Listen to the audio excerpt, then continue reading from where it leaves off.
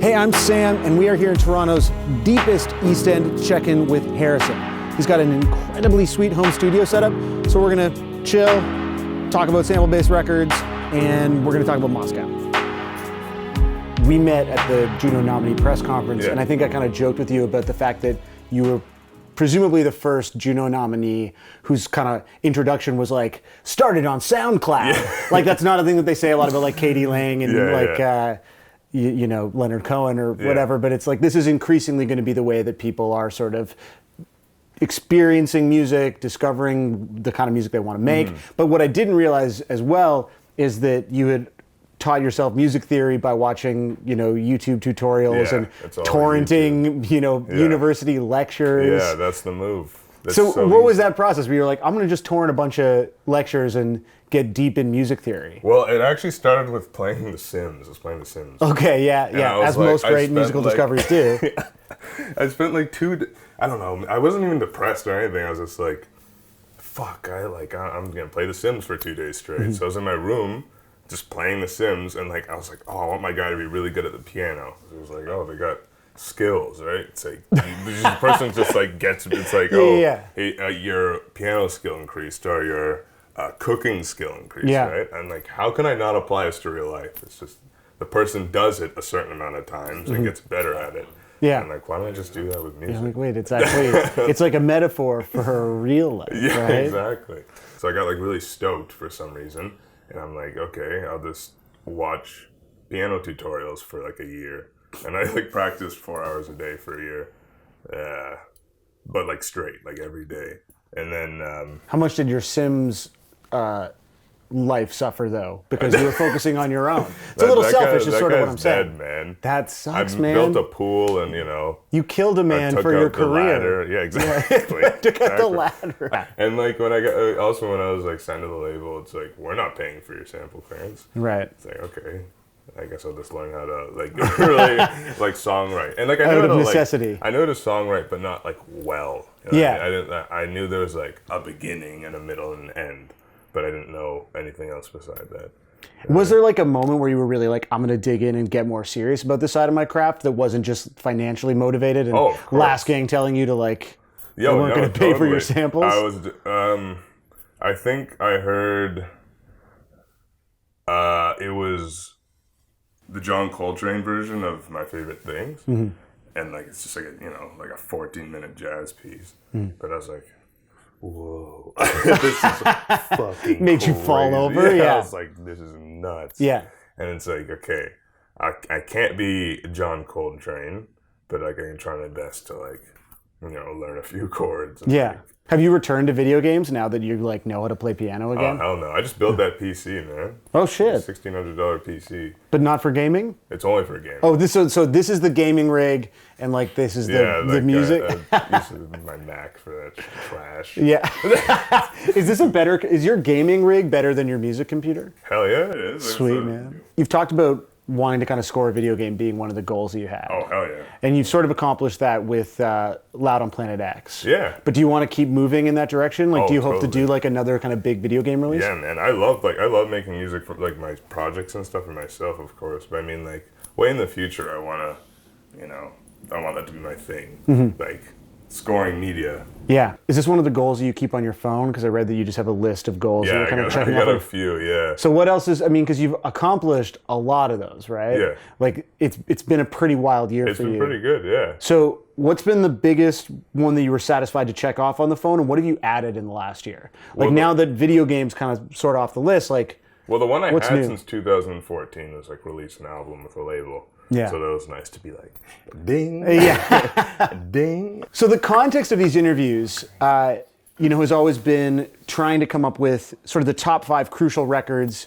in a given genre. I think very appropriately, you suggested we talk about kind of sample-based records. And obviously that's a lot of your early work. Oh, hell yeah. You know, we're going to talk about these records. A lot of these sort of made you want to start making music. Yeah. What's interesting to me is we have, two caveats. One is, often when we've done these, people have picked slightly more, I would say, mainstream albums. Most recently we did the Strumbellas. They did top 40 pop. Nice. So we're talking about Taylor Swift and Katy Perry. You know, Max from Arkells was, Americana, so we're talking like Ryan Adams records and stuff. And so you gave us this list of albums of which there are often like 100 copies pressed. And then we were like, we'll go get the vinyl. And you were like, yeah, good luck. So most of what we are going to see today is like bootleg ass CDRs made by someone in the Karis office, which is that a crime actually? Because you guys are like, but like the first one we're going to talk about is Onra, long distance. But big. Inside of this is Billy Talent Spots, 20-second, 30-second.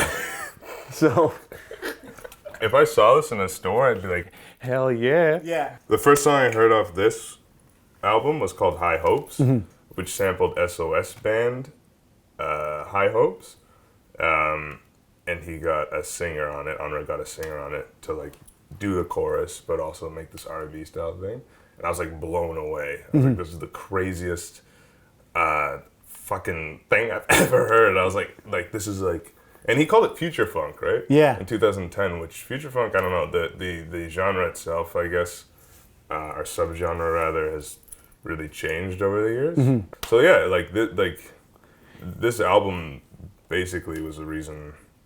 I started making music and like kickstarted the idea of like me getting into sample-based music and shit. Let's talk about Sebastian Total. Oh, dude, I was listening to it yesterday. Which, let's take a peek inside, is the 2002 Juno Awards. I love the cover, and also I love that like there is a straight-up pornographic music video that goes along with Hell this, yeah, right? man! These guys are the beat or him. I think it's a him. It's a him. Yeah. Yes, he's French, man. This is like. Yeah. This is it's art, dog. It's French as hell. It's super, and like, Onra's the sample-based Parisian guys are just the bomb. What is it about Paris, the scene that's developed there, that sort of led to like all of these kind of iconic sample-based records coming from that city? Touch, like the French touch, like funk. They really like. I don't know. I don't live in Paris, but they apparently used to really like over there. Let's take a trip to Russia, shall we? Oh God, yes. With Lapti. This is like, and I get that it's a joke, but like when I saw the cover art for this, I was like, this is exactly what I imagine every Russian like DJ producer's promo photo looks like. They have some of the tightest fucking shit coming out of there right now. If the French guys got super experimental with what they're doing the same thing, but like it became like crazy and like everything sounds like it was a tape recorded, right? So yeah. Have you played Russia? Have I been to Russia? Yeah. No, I'm scared to go to Russia. Yeah. Russia's like a huge population of white people, and that's scary. A Russian guy came up to me who sort of knows my music, and he immediately started talking about a Russian producer. He just assumed I knew him, and I knew him. And he's like, another guy's name's DZA, and who's like another really important musician in my life who makes crazy music. That's just a little. But it sounds like you had a good experience with a Russian. Yes. So maybe you could have a positive experience with many Russians. I will go to Russia one day. I'm just kidding. I'm kidding. Don't talk about being wary around lots of white people in the Canadian music industry. Be careful. Exactly. Okay, cool. Well, we got enough trouble from that. We're going to talk about a soundtrack now. Okay. But not just any soundtrack, the fourth installment of a soundtrack, which to me, like, as not an anime fan, sounds like, it's like music inspired by the motion picture, and then like more music inspired by the motion picture. And so this is Samurai Champloo soundtrack 4 impression from New Jobs? New Jobs is how we're pronouncing it. New Jobs? Why don't we just go with New Jobs? That's easy. New Jobs. Inside of this we have... Caucasian way of saying it. Yeah. New Jobs. New Jobs. Sorry. Did you say, I feel like I saw a tweet from you where you said the reason that you don't rap on any of your songs is because you sound like a 54-year-old Caucasian man? Yes, that's exactly why I don't rap. Imagine me rapping. I can't even make fun of myself doing it. Pretend to. I can't even pretend. Just drop a hot 16 right now, man. Like me doing triplets? Yeah. I can't. Okay, you won't even joke. But this is a record that I've seen you say like really inspired you to become a producer. Big one. Hell yeah. When did you hear? What was the first time you heard this record? Well, I got swine flu in grade 7. Sorry. Serious. Is that not funny? You're allowed to. Maybe it was in grade 7. I got nicknamed for the rest of high school from a few friends H1. And I remember like the principal coming, being like, "You gotta go." Yeah, You gotta go. Like, it was a everyone shook. public health issue. And like me, like the only like light skinned guy in fucking Malvern, they're like, "Get out." So it's just like a whole thing. So you felt like it had undertones. I was just throwing that in there just because it would be funny. Actually, the first time I didn't hear it was in the anime.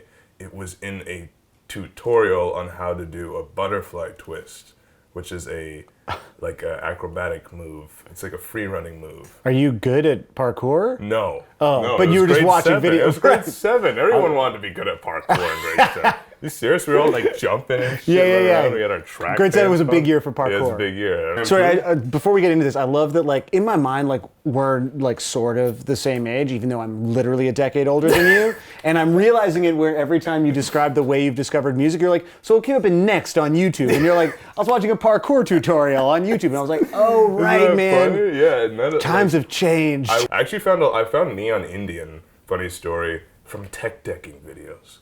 From fingerboarding videos. Yeah. And like, before I was really into anime, this is for sure one of them. Yeah. You know what I mean?